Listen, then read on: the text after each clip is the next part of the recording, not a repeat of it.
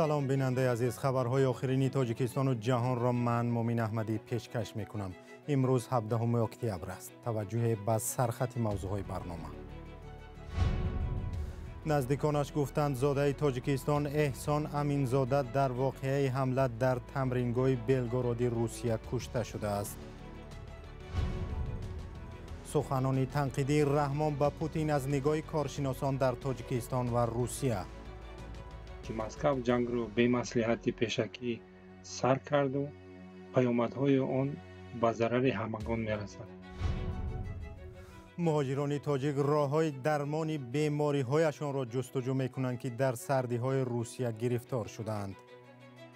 وقتی آدم روحانی آرام باشد به فکرم که یک گنجش باید درد نکنه.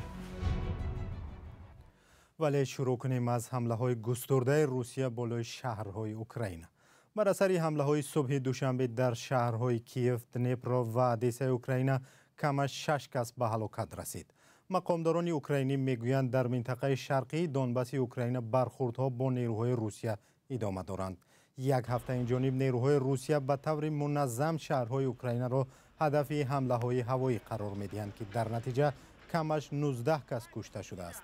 پرزیدنت اوکراین ولادیمیر زلنسکی ابراز داشت که حمله‌های هوایی اخیر توسط بی‌سرنشین‌های به اصطلاح خودکش و یا کامیکادزه عملی شده است. او تاکید می‌کند که این حمله‌ها عزم مردم اوکراینی را نخواهد شکست. شهردار کیف ویتالی کلیچکو در کانال تلگرامی خود نوشته است که صبح 17 اکتبر 28 هواپیمای بی‌سرنشین به هدف‌ها در کیف روانه بودند، ولی نیروهای مدافع ضد هوایی اکثر آنها را بی‌ضرر کردند. نیروهای اوکراین ابراز داشتند که از 43 بی‌سرنشین 37 تاش محو گردانیده شد. وزارت مدافع روسیه در اظهارات ابراز داشته است که صبح 17 اکتبر پایگاه‌های نظامی و نیروگاه‌های تولید برق را هدف قرار داد. تفصیلات تحولات اخیر اوکراین را در سامانه آزادی تماشا کنید. منابع رادیو آزادی میگویند مهراب رحمانوف جوان 23 ساله تاجیک نفر دومی از تاجیکستان بوده است که در تمرینگاه بلگراد کشته شده است.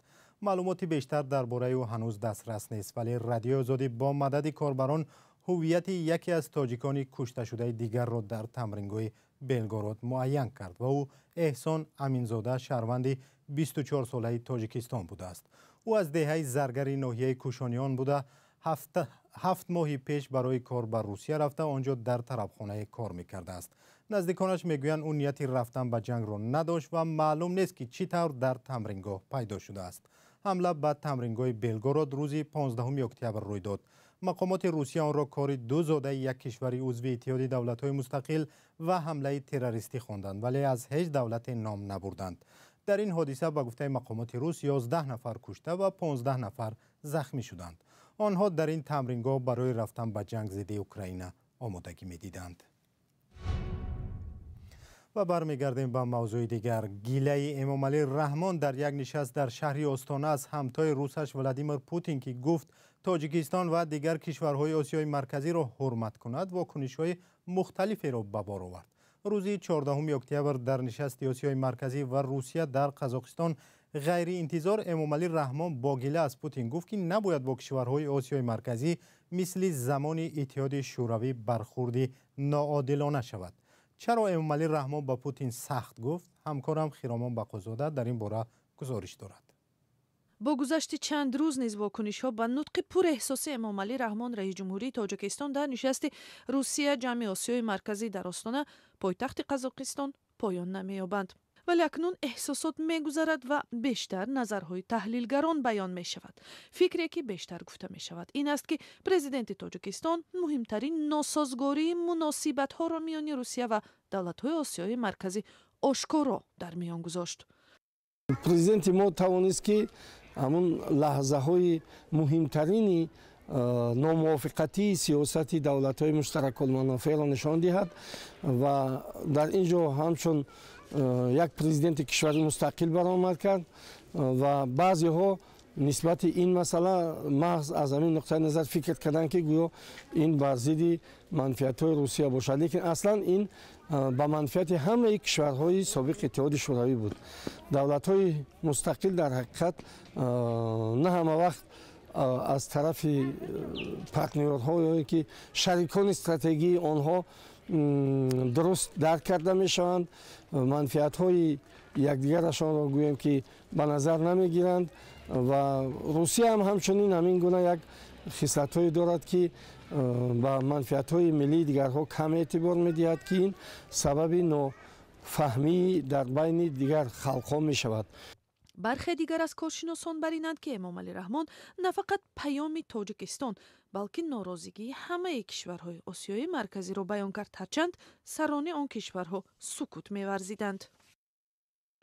یعنی به نظر بنده به احترامی روسیه در آن است که چنین قرارهای تقدیرساز به مانند آغاز جنگ در اوکراین رهبریت سیاسی مسکو عادتاً به مصلحت با شریکان و پارتنرهای خود قبول می‌کند. از اینجا برمی‌آید که مسکو جنگ را به مصلحت پیشکی سر کرد و پیامدهای آن به ضرر همگان می‌رسد. البته همه کشورهای کوچک و هم بزرگ و هم کوچک به مانند تاجیکستان و یا قرقیزستان که اقتصاد آنها به روسیه خیلی وابسته است، پیامدهای ناخوش جنگ اوکراین بیشتر تاثیر خواهد کرد. و البته همه شریکان مسکو از استانه تا دوشنبه از این رفتارش شاید ناقدر راضی باشند و شاید حتی آن را همچون یک طرز به احترامی هم بررسی کنند. اما کارشناسی مسائل آسیای مرکزی در مسکو ارکادی دوبنوف میگوید نطق رحمان طرفی دیگری مسئله را نیست که به خودش دخل داشت آشکار کرد. این شاید یک فاجعه خود رحمان باشد، ولی انیق برای مردم تاجیکستان است، چون رهبرش شخصی است که در جای خودش ننشسته است. حداقل او باید کیها از این مقام میرفت و جای را برای نفرانی خالی میکرد که میدانند که چی باید کرد. من به هیچ صورت نه پوتین و نه روسیه را سفید نمی کنم که واقعا هم تاجیکستان را همچون یک مکان ضعیف استفاده کردند. واقعا هم با تایید خود رحمان تاجیکستان مقامش را به حیث یک کشور ناکام تصدیق می کند. ولی در این حالت تنها روسیه گناهکار نیست. اینجا گناه رژیم حکمران در خود تاجیکستان هم هست. تاجیکستان و روسیه دو شریک نزدیک استراتژی به حساب می روند و بزرگترین پایگاه نظامی روسیه در خارج در تاجیکستان جایگیر است. این زمان اقتصادی تاجیکستان به پول مهاجران وابسته است که از روسیه به تاجیکستان فرستاده می شود. امامعلی رحمان از متحدان اساسی ولادیمیر پوتین به حساب می رود و پس از آغاز جنگ در اوکراین پوتین اولین سفر خارجیش را در تاجیکستان انجام داد. مهاجران تاجیک در روسیه میگویند فشار مقامات این کشور و شرایط ناخوب کاری آنها را گرفتار بیماری‌های گوناگون کرده است. مقامات روسیه میگویند در این کشور 2 میلیون مهاجر تاجیک است، ولی مقامات تاجیک شماری آنها را 600,000 نفر میدانند. مهاجران تاجیک بیشتر از کدام درد رنج میبرند؟ در این باره همکارم محمد وفا رحمتزاده گزارش دارد. مهاجران کاری تاجیک در شهرهای روسیه از بیماری‌های مختلف رنج می‌کشند. و گفته پزشکان اکثر مهاجران و درد استخوان، عصب و فشار بلندی گرفتار می‌شوند. احسان حبیبوف مهاجری کاری است. بارکشانی می‌کند. او از کمردردی و درد استخوان گردن شکایت دارد. یا ببینیم کوچخلای اومدم دسترخوان روز گردن یکم همی چیش عصب میگن بسیار عصبانی میشه و درد و بسیار شدن میگیره. اتاق کاری بختیار ستاروف دکتری بیماری های استخوان در شهر مسکو. اکثر مشتریان این پزشک تاجیک مهاجرانی هستند که در ساختمان ها کارهای سنگین را انجام میدهند. بیشترش حالتایی که میشوند که به اهمیتی میکنن، خیلی و کار نکنی نمیشه، کارشون پیاد وزمینن، بعد بیشتر حساب ستومهره. این پزشک میگوید مهاجران مشکلی روانی نیز دارند. بعد بیشترش عصب و عصبانی و مثلا هستن که پوچوشون بیشتر در میکنن، میونشون در میکنن، میون در لکه حسابی همه بیشترش استخوان. مصطفی حکیموف در حجره بیماری‌های عصب و مسح بدن کار می‌کند. او میگوید مهاجران کاری تاجیک با مشکل اقتصادی نمی توانند سری وقت نزد پزشک بروند. بیشتر همین مهاجرا همون حالتهای کمتر وزمین میشن بعد در مراجعت میکنند. و همین درد اصلا در بدن آدم همین عصبانی زیاد مشکلی مقصد کاری وزمین همین چیز زیاد شدن میگیره. وقتی آدم روحانی آرام باشد و به فکرم که یک گنجش باید درد نکنه. آمار مهاجران تاجیک که هنگام کار در روسیه بیمار میشوند موجود نیست. با وجود مشکل بودن شرایط کار و زندگی، مهاجران در روسیه انتخابی دیگر ندارند. در تاجیکستان بیکاری مشکلی اساسی ساکنان است و اگر کار هم میافت شود، معاش ساکنان را قانع نمی کند. سلام، اگر خط و خبر میخواهید ما داریم. نوید بامدادی، سرخط خبرها، اخبار تاجیکستان و جهان، گزارش‌ها و تحلیل‌ها. چی می‌گذرد و چرا؟ دانستن فهمیدن است. ضمیمه یا اپ ما را بگیرید.